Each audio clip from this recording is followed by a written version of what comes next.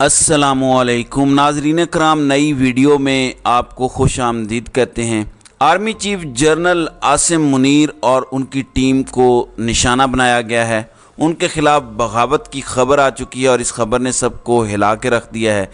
और ये जो इल्ज़ाम है ये बहुत बड़ा और संगीन इल्ज़ाम है और इस इल्ज़ाम से एक चीज़ बड़ी वाज़ेह हो जाती है कि इस वक्त तक मामलात किस नहज पर हैं और सूरत हाल कहाँ पर जाकर रुकी है। वहीं दूसरी जानिब पाकिस्तान की अफवाज के कमांडर एंड चीफ और पाकिस्तान की रियासत के सरबराह सदर मुमलिकत डॉक्टर आरिफ अलवी के पास अब चंद घंटे बाकी हैं। ये चंद घंटों की गेम है, ये आसाब की जंग है और इस दौरान सदर मुमलिकत आरिफ अलवी की जानिब से क्या बड़ा सरप्राइज़ आ सकता है। इस हवाले से क्या साराइयाँ अपने उरूज पर पहुँच चुकी हैं। अहम तरीन डेवलपमेंट्स हैं, इम्पोर्टेंट चीज़ें इस वक्त बैक एंड पे चल रही हैं और जो ख़बर हमने आपको दी थी अब वो पाकिस्तान के मेन स्ट्रीम मीडिया पर भी आ चुकी है। दो अहम तरीन शख्सियात की सदर मुमलिकत से मीटिंग के बाद क्या साराइयाँ और अनसर्टेनिटी कम नहीं हुई बल्कि बढ़ गई है। सदर मुमलिकत पर तमाम नज़रें मरकूज़ हैं, न सिर्फ अवाम की बल्कि PTI की, बल्कि ताकतवर हलकों की भी। और सदर मुमलिकत अब इन आखिरी घंटों के अंदर क्या कुछ कर सकते हैं, किस तरह से पूरी की पूरी बाजी पलट सकते हैं, बिसात लपेट सकते हैं, इस हवाले से अहम तरीन तफसीलात हैं जो मैं आपके सामने इस वीडियो में रखूँगा। नाज़रीन कराम, कुछ बड़ी अहम तरीन चीज़ें हैं और ज़ाहिर है कि इस वक्त मुल्क में बैक वक्त बहुत कुछ चल रहा है, लेकिन आप यहाँ से अंदाज़ा लगाएं कि हमारे मामलात का कि हमारी करेंसी इस वक्त, अगर आपके पास जंगज़दा मुल्क अफ़गानिस्तान की करेंसी 1000 रुपया हो तो वो पाकिस्तानी 3623 रुपये बनते हैं। मतलब इससे 3 से 4 गुना हमारी करेंसी जो है वो डिवैल्यू हुई है। और अगर हम श्रीलंका की बात करें जो कि कुछ अर्सा पहले दिवालिया हो चुका था और हम अपने मुल्क में मिसालें देते थे कि कहीं पाकिस्तान श्रीलंका ना बन जाए, लेकिन श्रीलंका की करेंसी भी हमसे बेहतर हो गई है और हम लगातार पीछे की तरफ जा रहे हैं। दूसरी जानिब नून लीग की इस वक्त चीखें निकल रही हैं। अब राना सनाउल्लाह ने इमरान खान को तनकीद का निशाना बनाते हुए कहा है कि अदालती निज़ाम के लाडले को बाहर जाने की क्या ज़रूरत है। पाकिस्तान तहरीक इंसाफ की जानिब से मुकदमात आलमी अदालतों में ले जाने से मुतल्लिक़ खबरें सामने आने पर रद्द-ए-अमल में राना सनाउल्लाह ने कहा कि आलमी अदालत इंसाफ जाने का मतलब पाकिस्तान को आलमी कटहरे में मुजरिम बनाकर खड़ा करना है। ये मकरूह काम मुल्क दुश्मन और उनके कारिंदे करते हैं। वैसे राना सनाउल्लाह इसाक डार आपकी पुप्पो का बेटा था जिसने UNO में इंसाफ की अपील की। क्या मीर शकीलुर रहमान जियो न्यूज़ के मालिक, वो चैनल जहां बैठकर आप मुंह बना बनाकर घटिया और बदबूदार गुफ्तगू करते हैं, वो किस लिए आलमी अदालत के दरवाजे खटखटाते रहे? क्या आपको वहां पर इंसाफ की तवक्को नहीं है या आपकी बदमाशी वहां पर नहीं चल सकती? वहां पर जज बीमार नहीं होते, वहां पे बहाना नहीं चलता कि आज वकील की तैयारी नहीं थी?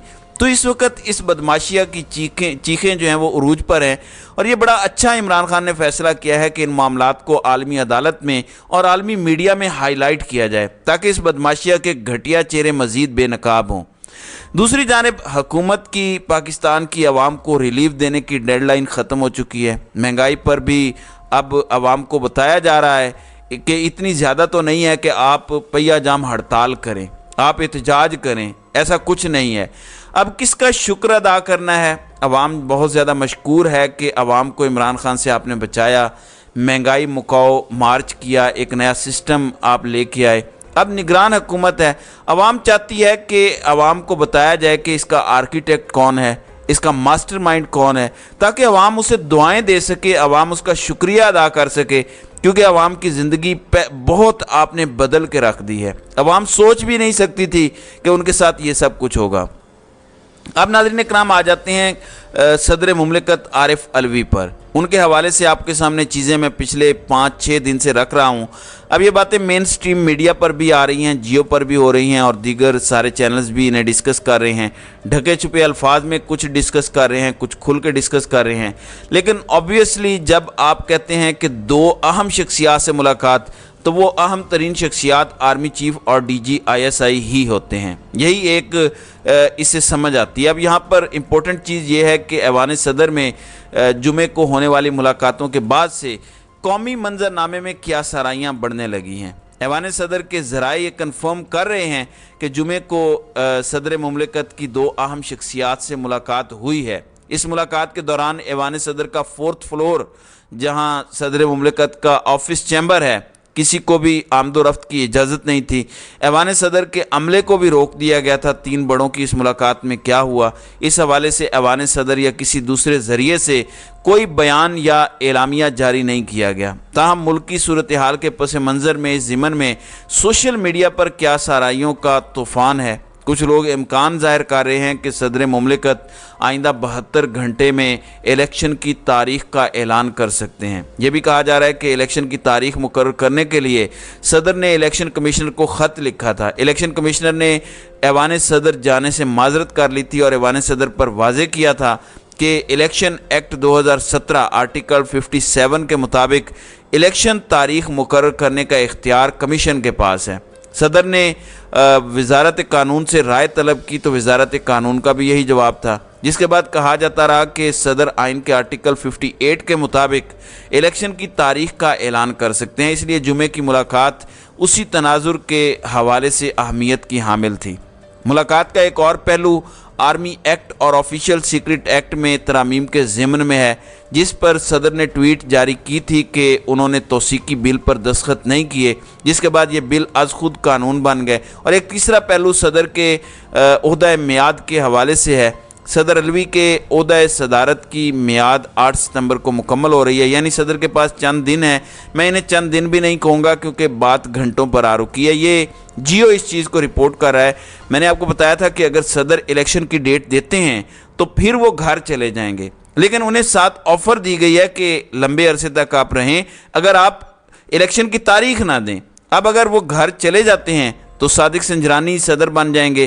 ایوان صدر نے آئندہ ہفتے کے لیے صدارتی سرگرمیوں کا جو مجوزہ شیڈیول تیار کیا ہے اس کے مطابق صدر علوی آج سے 4 روزہ دورے پر لاہور جا رہے ہیں۔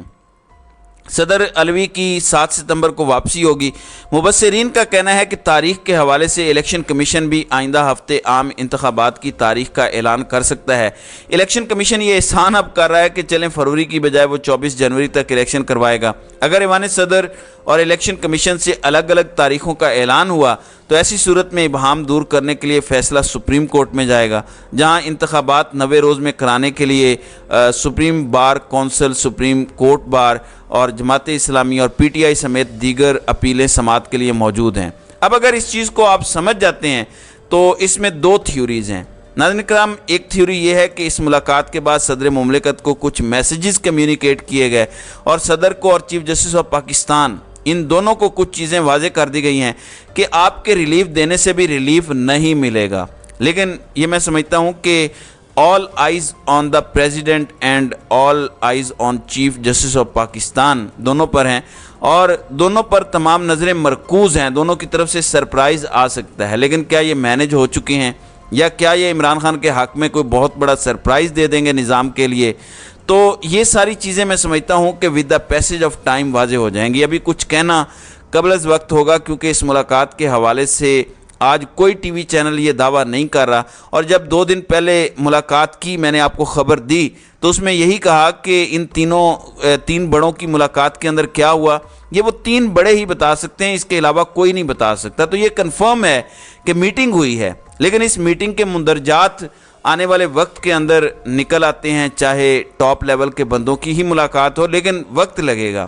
وہیں دوسری جانب عمران خان نے وکیل کے ذریعے جو میسج بھیجا ہے وہ بڑا امپورٹنٹ ہے، اور اداروں اور سیاسی جماعتوں سے عمران خان ملک کی خاطر پاکستان بات چیت کرنے کے لیے تیار ہیں۔ لیکن دوسری جانب اب نگران وزیر اعظم، اس سے پہلے جب پی ایم ایل این کے وزیر اعظم یہ بات کرتے تھے، پچھلی حکومت بات کرتی تھی، تو میں یہ سمجھتا تھا کہ یہ بیسیکلی اداروں کو اشتعال دلا رہے ہیں یا اداروں کے اوپر کچھ واضح کر رہے ہیں، کیونکہ آئی ایس پی آر کی یہ سٹیٹمنٹ بڑی واضح تھی کہ ہم نے جو فوجی افسران نکالے وہ ہم نے نیگلیجنس پہ نکالے، وہ کوئی سازش کا حصہ نہیں تھے، کیونکہ اس طرح پھر نکالا نہ جاتا بلکہ سزائیں بھی دی جاتی۔ شہباز شریف یہ کہتے تھے کہ فوج کے اندر بغاوت کی کوشش تھی 9 مئی کا واقعہ، اور فوج کا موقف یہ تھا کہ جن لوگوں کو ہم نے برخاست کیا وہ نیگلیجنس تھی، اپنی ڈیوٹی ٹھیک طرح سے نہیں کر رہے تھے تو ہم نے نکال دیا۔ اب نگران وزیر اعظم انوار الحق کاکڑ کا کہنا ہے کہ رواں برس 9 مئی کو جو کچھ ہوا وہ بغاوت اور خانہ جنگی کی جانب ایک کوشش تھی۔ 9 مئی کے واقعات کا ہدف موجودہ آرمی چیف اور ان کی ٹیم تھی۔ اب یہ ایک نئی چیز ہے۔ انوار الحق کاکڑ نے کہا کہ ایسا تاثر نہیں دینا چاہتا کہ 9 مئی کے ملزمان کے خلاف کوئی انتقامی کارروائی ہو رہی ہے، لیکن اگر ملکی قوانین کو پامال کرنے اور تشدد پر آمادہ جماعت کے خلاف قانون کے مطابق کارروائی نہ ہوئی تو ہم اس معاملے میں فریق نظر آئیں گے۔ اب یہ بہت بڑی بات ہے جو انوار الحق کاکڑ نے کہی ہے کہ جی تشدد پر آمادہ جماعت کے خلاف یعنی پی ٹی آئی کے خلاف اگر ہم نے قانون کے مطابق کارروائی نہ کی تو ہم بھی اس میں ایک فریق نظر آئیں گے، ہمیں تو کارروائی کرنی ان کے خلاف ہے۔ اس کے علاوہ انہوں نے مزید بھی کئی باتیں کی ہیں، لیکن جو سب سے امپورٹنٹ چیز ہے، یہ اب تک کی سب سے بڑی ڈیولپمنٹ ہے، اور میں سمجھتا ہوں کہ عمران خان کے اوپر یہ الزام ہے، یہ جو ایلیگیشن ہے یہ بڑا سخت ہے اور اس خبر نے سب کو ہلایا ہے۔ پہلے یہ بات شہباز شریف کرتے تھے کہ آرمی چیف کے خلاف یہ بیسیکلی فوج کے اندر بغاوت ہے۔ اب یہ جو نیا ورژن آیا ہے یہ تھوڑا سا ڈیفرنٹ ورژن ہے، وہ یہ ہے کہ آرمی چیف اور ان کی ٹیم کے خلاف بغاوت کی ایک بہت بڑی کوشش تھی، اور یہ میسج کلیئرلی کمیونیکیٹ کیا گیا ہے کیئر ٹیکر گورنمنٹ کی طرف سے کہ وہ کسی بھی صورت اس معاملے کے اندر پی ٹی آئی کے ساتھ کوئی نرمی نہیں دکھائیں گے۔ بلکہ آپ یہ دیکھیں کہ سرفراز بگٹی نے کہا کہ پچھلی حکومت نے جس طرح سے کام کرنا چاہیے تھا وہ نہیں کیا، جو کام کرنے کی ضرورت تھی اس 9 مئی کے واقعات کے خلاف۔ اب ہم اس سے زیادہ جان فشانی سے سارے اقدامات کریں گے تو اس سے بھی ایک کلیئر میسج مل جاتا ہے کہ یہ معاملہ کدھر کو جا رہا ہے۔ تو ناظرین کرام، آپ کی اس ویڈیو کے حوالے سے کیا رائے ہے؟ آپ اپنی رائے کا اظہار کامنٹ سیکشن میں ضرور کیجیے گا۔